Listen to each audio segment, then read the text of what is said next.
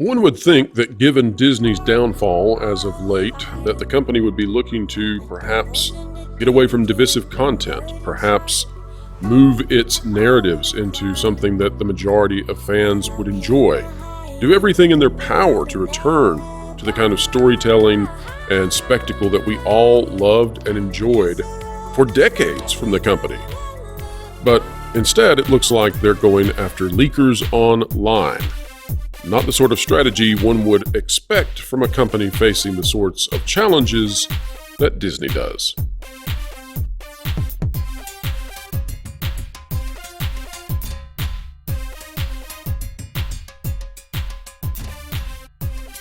Folks, it's another beautiful day. It's another great opportunity to get to share with all of you my thoughts and explain entertainment, keep you ahead of the culture curve as best I can. It's an honor and a pleasure to get to do so, and I do appreciate each and every person who chooses to join in and watch all the material that we present. Today, we're taking a look at Disney doing something that may be ruffling some feathers, not only around the industry, but as well as with those who cover it. And this is a topic, this deal with Disney going after leakers on Reddit. This is something that's already been covered by many other channels, and I highly recommend some of that coverage. I know that Yellow Flash did a fantastic job. There are some other channels that did as well. I'm going to be talking about this from a different point of view. And one of the challenges in the coverage that we do is that I'm releasing 2 videos a day. That means that sometimes something important gets pushed back by breaking news. And so, for example, the crashing ratings that we've seen for The Mandalorian sort of pushed this off 24 hours from when I would have liked to have covered it. But, you know, that is what it is. And when we cover this today, this coming from Gizmodo today by Kevin Hurler, I just want to note that everybody needs to pay attention to where does this stop. So let's pay attention to that as we read it. Let's get into this article, and then I'm going to tell you why I think this is a bigger story than you might otherwise anticipate. The title is Marvel Demands Reddit Expose Redditors Behind Ant-Man and the Wasp Quantumania Script Leak. And so what that really means is that Disney wants, because Disney owns Marvel, remember, Disney wants Reddit to dox, that is to reveal the secret identities of individuals posting on a subreddit. The Ant-Man 3 script was leaked a month before the film's release on a subreddit aptly named Marvel Studios Spoilers. As we get into this article, you know, there is some self-interest here. We cover rumors, scoops, leaks, all that sort of thing on this channel. We're very careful as we do that. We always tell people to make sure that they only provide us information that was ethically and legally acquired, and we purposefully don't handle originating documents. But this is curious where the line is drawn, and we'll talk about it. Marvel's latest entry to its superhero empire, Ant-Man and the Wasp: Quantumania, opened last month to mixed reviews. That's putting it lightly, from both critics and diehard MCU fans alike. But a polarizing reception is the least of Marvel's worries. No, that's the most of their worries, trust me, surrounding the film, as the studio tries to pin down the scoundrels that leaked the movie's script on Reddit. As detailed by Torrent Freak, Marvel is not happy about the leaked script, which was posted in January, a month before the film's release, on the subreddit Marvel Studios Spoilers. Last Friday, Marvel's finance affiliate, MVL Film Finance, submitted a DMCA subpoena application in United States District for the Northern District of California that demands Reddit unmask the leakers. Now let's pause here and let's see why this is very noteworthy beyond just Disney going after, a leak. First of all, this script had to come from somebody working either inside Disney or as a third party with Disney. And so that would indicate that whatever has happened here, someone probably broke an NDA or they inappropriately transmitted information from Disney. But that seems to me to be a company issue, not necessarily a legal issue, unless the material was stolen. Now, did that happen? I don't know. But I find it interesting that Disney is going to Reddit with a legal request to Reddit. That's very odd to me. So let's continue on. MVL is specifically requesting all information corresponding to the user MSS mods, along with any user involved in posting, and that's key there, along with any user involved. What does that mean? Does that mean anybody commenting?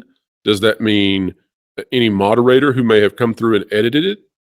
I don't know. I have no connection with anything to do with this subreddit. I've never even been to it. But all of this gets into sort of a vague area that may be a significant overstep. I'm not here to give legal advice, and I'm not here to analyze necessarily whether this is legally right or wrong. I'm more interested in the philosophical underpinnings of this. Continuing. In posting any copyrighted content between January 15th and February 15th of this year. Okay, here's another question I have about this. Yes, I understand that this material apparently appeared before the movie was released publicly, but at the same time, are the subtitles, because that's where this is derived from apparently this was Portuguese subtitles then translated over into English. Do subtitles constitute copyrighted content that can be struck for being appeared in text? I don't know. I have seen vast amounts of quoted text, script, dialogue from movies in the past. I've never considered that to be necessarily copyrighted, I guess. Showing the moving images and audio and sounds, yes, but I don't know where that line is drawn.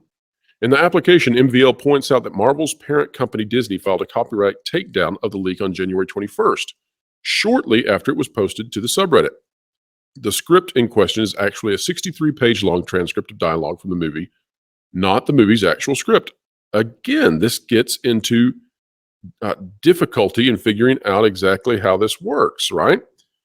Is dialogue, which would necessarily have to be paraphrased because it's being translated from a translation, does that constitute copyrighted material?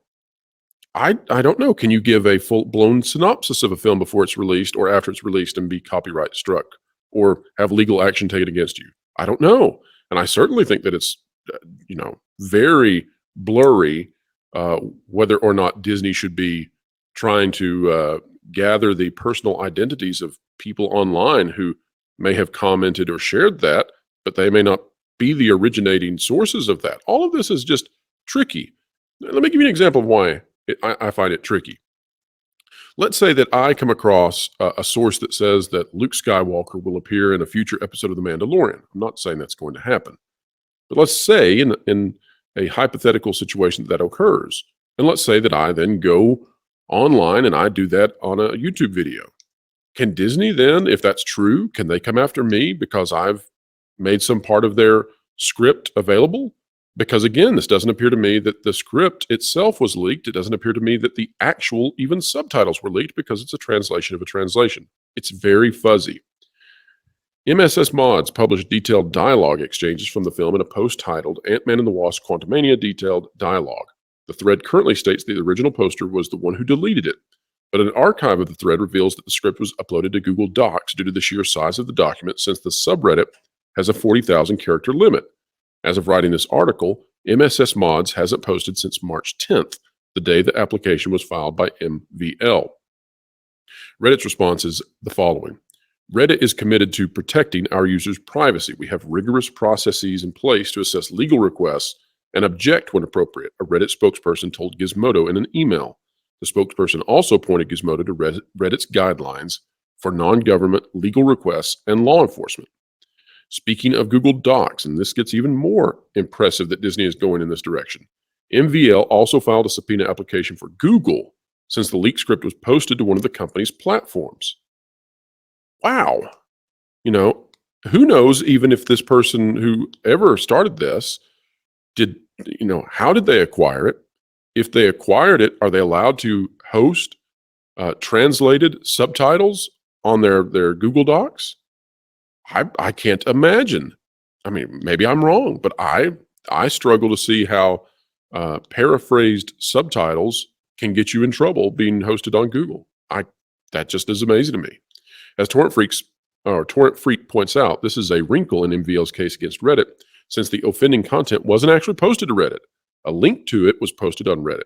Like its application regarding Reddit, MVL is also requesting the identities of anyone who posted the leaked script.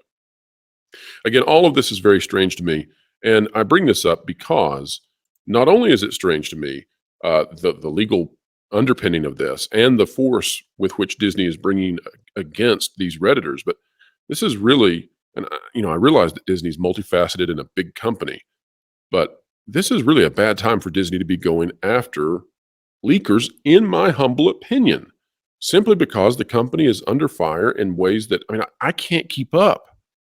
It's amazing to me. I'm not out here to ding Disney with every single video, but they are in a spiral right now. It is impressive. You've got the backlash to Splash Mountain turning into Tiana's Bayou Adventure. Now the people that we call normies are catching on and they dislike it. You have the Marvel Cinematic Universe producing a flop, a huge, unbelievable flop of their first Phase 5 film. Star Wars can't produce a movie at all, and their Mandalorian episode, this most recent one, we'll be talking about this weekend, but it's bad. It's really bad. Not only is it really bad just in the quality, but also me and Lauren Connor, we're going to talk about this. We think this may actually be the beginning of Dave Filoni and Jon Favreau trying to answer the critics of the sequel trilogy and make the sequel trilogy affirmed inside their own lore. We'll get into that. It involves Rey and Palpatine, and I think you're not going to want to miss that video, but needless to say, that is not going to work. That is going to be a horrendous failure. And across Disney Plus, we could go on and on and on. And honestly, I am struggling as a channel producing 2 videos a day, soon to produce a live show on Thursdays 5 to 7. But, all of that trying to cover entertainment broadly, not just Disney. And I can't keep up because the world's biggest entertainment company, especially for family entertainment, is just falling. And I know that a lot of the mainstream journalists and entertainment news outlets out there are not yet fully covering this. That's why you come here, to get the information first. So do I think that Disney right now should be going after leakers with perhaps dubious standing? Perhaps. I'm not a legal expert. Maybe in the future we'll have to have a legal mindset or another legal source on here to talk about this situation. But I don't know where the line is drawn here. And I can only imagine that if this continues, if Disney continues to be aggressive with those who manage to grab a scoop or a leak or whatever, I don't think that's going to go well in this continued drop in public relations for the company. Now, am I recommending that anybody steal anything from any company or to acquire information illegally or in a way that breaches their contract? No, I recommend that you not do those things. You need to act in a legal and ethical manner at all times. But what I am saying is that Disney apparently has a company issue with the way they're handling their information, and they are going scorched earth to try to find out who did it. And sometimes when you do scorched earth, what you find out is that you damage quite a bit more than just the damage you've received. Folks, if you like content like this, consider clicking the like button. Share, subscribe, and that notification bell, click it and stick it to the algorithms. You've heard the entire video. I want to hear your opinions now. Drop a comment down below and let me know your thoughts. The Pro Show starts 5 to 7 Thursdays beginning March 23rd. That's Eastern Standard Time. You're going to want to tune in to our very first live endeavor here on the Pro Channel. Wherever you are, whatever you're doing, keep learning, keep growing, and keep having fun.